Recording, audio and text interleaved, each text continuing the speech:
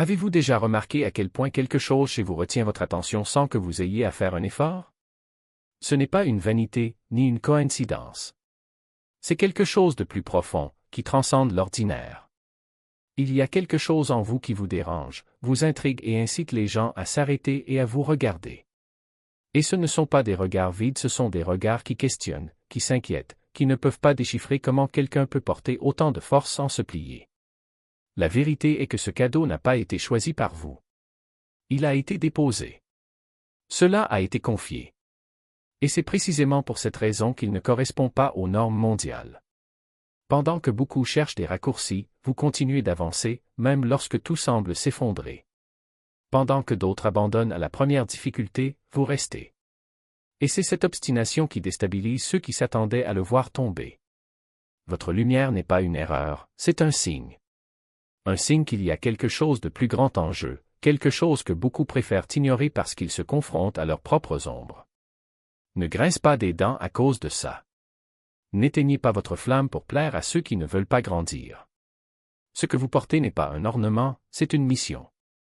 C'est Dieu qui a mis ce feu en vous, et il ne fait rien sans but. Les gens peuvent ne pas comprendre vos choix, votre chemin, votre détermination. Mais ce n'est pas leur problème, c'est le poids de la vocation que vous portez. Une vocation qui ne peut être apprise dans les livres, qui ne peut être copiée dans des vidéos, qui ne peut être imitée facilement. C'est quelque chose qui vient d'en haut, quelque chose que seuls ceux qui ont vécu leur combat peuvent soutenir. Avez-vous déjà réfléchi à la raison pour laquelle votre présence modifie l'environnement? Ce n'est pas une question de charisme, ce n'est pas un statut, ce n'est pas une apparence. C'est le but. C'est l'essence de quelque chose de divin agissant à travers vous. Quand on entre dans un lieu, quelque chose bouge. Certains sont silencieux, d'autres sont agités, d'autres encore essaient de déchiffrer ce qui chez vous les fait se sentir si exposés. Ce n'est pas une coïncidence. C'est le don de parler avant même d'ouvrir la bouche. Et cela a un prix. Le prix de l'incompréhension, du rejet, de la solitude qui survient lorsque votre lumière commence à briller davantage. Mais sachez, ce n'est pas vous qui êtes rejeté. C'est le paradis en vous qui est remarqué et l'enfer ne peut pas le supporter. Quand votre flamme grandit, certains s'éloignent. Pas par colère, mais par autoprotection. Ils préfèrent l'obscurité confortable plutôt que d'affronter la vérité que révèle leur vie. Vous n'avez pas besoin de vous efforcer d'avoir un impact. Cela se produit déjà naturellement, car ce que vous portez n'est pas de ce monde. Sa fermeté dérange, sa clarté confronte, sa profondeur effraie. Peut-être qu'ils t'ont déjà dit que tu as changé, que tu es trop différent. Mais la vérité est que tu viens de te réveiller. Et quand quelqu'un se réveille, tout autour de lui se transforme, les conversations, les relations et même les pensées. Ceux qui ne veulent pas changer s'éloignent. Non pas par méchanceté, mais parce que leur lumière révèle ce qu'ils préfèrent cacher. Ne diminuez pas votre valeur parce que vous ne voyez toujours pas tous les fruits dont vous rêviez. Votre don est en cours et chaque étape, même les plus difficiles, fait partie du plan qui a été élaboré pour vous. Restez fidèle. Restez disponible. Le monde a besoin de ce que vous seul pouvez offrir. Vous n'êtes pas rare parce que vous voulez vous démarquer, vous êtes rare parce que vous avez été mis à part. Et c'est précisément cette séparation qui fait de vous une réponse pour ceux qui ont perdu espoir. Votre cadeau ne nécessite aucune explication.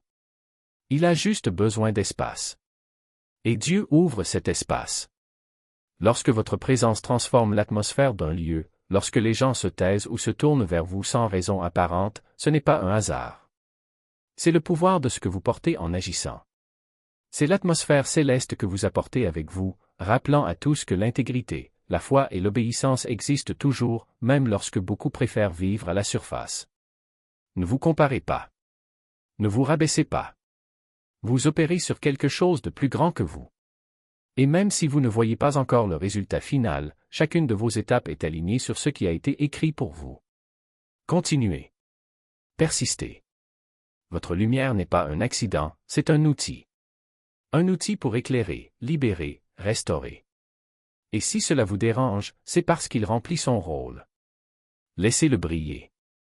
Le monde a besoin de cela. Ce n'est pas de la faiblesse, c'est du courage. Courage de ne pas se cacher derrière des masques, de ne pas échanger son essence contre des applaudissements vides de sens. Vous n'êtes pas obligé de rentrer dans des moules qui n'ont pas été faits pour vous. Votre vérité est votre plus grand pouvoir, et c'est précisément cela qui fait que certains s'éloignent tandis que d'autres s'approchent avec soif. Ce n'est pas un hasard si les personnes les plus blessées sont les premières à reconnaître leur lumière.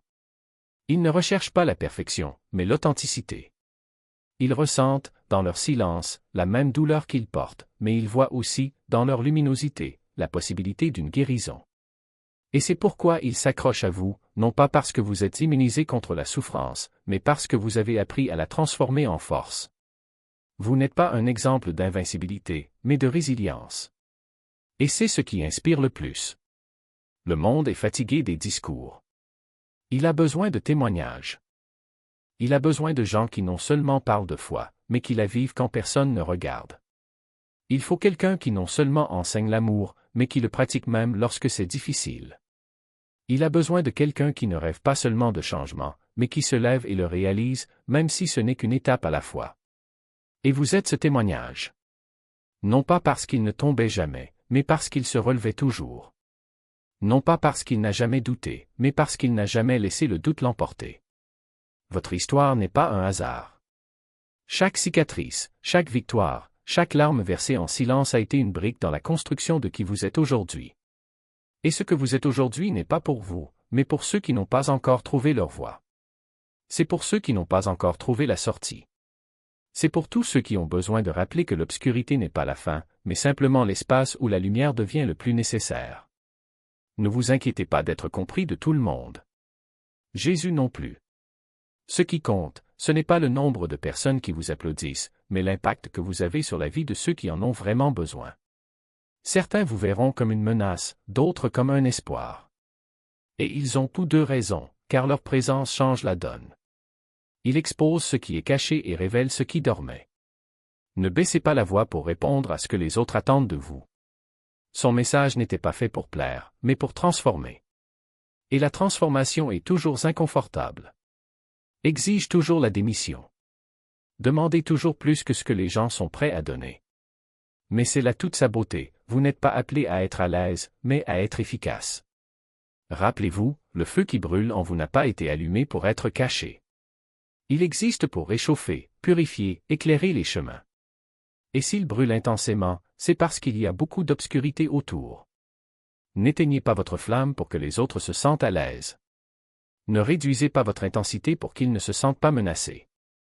Votre lumière n'est pas pour eux, mais pour ceux qui sont perdus et qui ont besoin de direction. Ce que vous transportez n'est pas un cadeau ordinaire. C'est un héritage. Et les héritages ne se construisent pas en quelques jours, mais en décennies de fidélité. Dans les nuits de prière, dans les jours de lutte, dans les moments d'abandon. Vous n'êtes pas ici par hasard. Vous êtes ici parce que Dieu a vu en vous quelque chose que le monde n'a pas encore vu. Et maintenant, c'est à vous de le révéler non pas avec des mots vides de sens, mais avec une vie qui parle plus fort que n'importe quel discours. Alors continuez. Même s'il n'y a pas de public. Même quand personne n'applaudit. Même quand le chemin semble solitaire. Parce que ce que vous faites n'est pas pour les yeux des hommes, mais pour le cœur de Dieu. Et il n'oublie aucun acte de foi. N'oubliez pas les larmes versées en secret. N'oubliez pas ceux qui ont tenu bon lorsque tout semblait s'effondrer. Votre récompense ne réside pas dans la reconnaissance des autres, mais dans la tranquillité de savoir que vous êtes exactement là où vous êtes censé être. Et cette paix est plus grande que n'importe quelle louange. C'est plus grand que n'importe quelle critique. C'est la certitude qu'en fin de compte, ce qui compte vraiment n'est pas ce qu'ils vous ont fait, mais ce que vous avez fait de ce qu'ils vous ont fait. Alors lève-toi. Non pas comme quelqu'un qui cherche l'approbation, mais comme quelqu'un qui l'a déjà trouvé au seul endroit qui compte vraiment. Et laissez votre vie être la preuve que même dans les jours les plus sombres, la lumière existe toujours et elle commence avec vous. Passez à autre chose. Et ce quelque chose n'était pas votre force, c'était la certitude que, derrière chaque pas, il y avait un objectif plus grand que ce que vous pouviez voir. Les gens ne comprennent pas le poids de porter une vocation. Ils ne voient que la surface, le courage, la fermeté, la lumière qui émane de vous. Mais ils ne voient pas les nuits où vous vous demandiez si cela en valait la peine, les moments où la solitude semblait plus forte que la foi, les moments où vous doutiez que Dieu soit toujours là. Ce qu'ils ne savent pas, c'est que chacune de ces luttes n'était pas un signe de faiblesse, mais de préparation. Dieu ne gaspille pas vos larmes. Il les transforme en compassion. N'ignorez pas vos doutes. Il les utilise pour approfondir sa confiance. Ne méprisez pas vos chutes. Il les transforme en témoignages. Parce que ceux qui ne sont jamais tombés ne savent pas relever qui que ce soit. Ceux qui n'ont jamais pleuré ne savent pas sécher les larmes des autres. Ceux qui ne se sont jamais sentis perdus ne savent pas comment guider ceux qui errent encore dans le noir. Et c'est précisément là que votre histoire devient un phare. Non pas parce que vous avez toutes les réponses, mais parce que vous avez été là où elles se trouvent. Non pas parce que vous êtes parfait, mais parce que, même si vous êtes imparfait, vous avez choisi de ne pas abandonner. Et ce choix simple, humain, courageux est ce qui fait de vous un instrument entre les mains de Dieu. Ne vous y trompez pas, le monde n'a pas besoin de plus de gens qui prétendent tout contrôler. Il a besoin de gens qui admettent leurs faiblesses et qui restent debout. Il lui faut quelqu'un qui n'ait pas peur de dire « Moi aussi j'y suis allé, sans honte, sans masque ». Car c'est dans cette vulnérabilité que se révèle la véritable force. Ce n'est pas l'absence de peur qui définit une vocation, mais la décision d'avancer malgré elle. Ce n'est pas l'absence de doute qui prouve votre foi, mais le courage de croire même quand il crie. Et quand on comprend cela, quelque chose change. Vous arrêtez de vous en vouloir de ne pas être assez et commencez à être reconnaissant d'être exactement ce dont Dieu a besoin. Vous arrêtez de chercher une validation au mauvais endroit et trouvez la paix dans la voix qui murmure « Je t'ai choisi ». Vous cessez de craindre le jugement des autres et découvrez que la seule opinion qui compte vraiment est celle de celui qui vous a formé. Et puis, même si personne d'autre ne le voit, vous savez, chaque combat, chaque larme, chaque moment d'incertitude était une brique dans la construction de quelque chose de plus grand. Parce que l'appel ne vous concerne pas. Il s'agit de savoir qui vous pouvez atteindre.